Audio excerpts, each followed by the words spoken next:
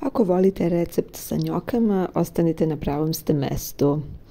2 glavice crnog luka sitnimo, dinstamo. Ovdje imamo 400 grama svinjskog mesa od buta.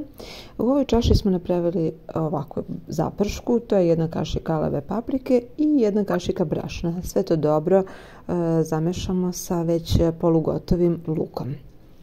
Zatim dodamo 3 pasirana paradajza.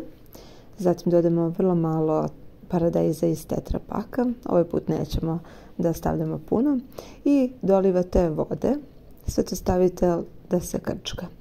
Uz 3 lovor lista, zatim 1 kašiku vegete, peršun list i bibera. Znači sve po vašoj želji i ukusu.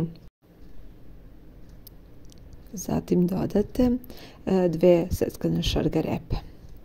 A ovdje već sa mesom stavili smo beli luk da se prži i kad dobijete ovakvu lepu boju sjedinite sa ovim sosom.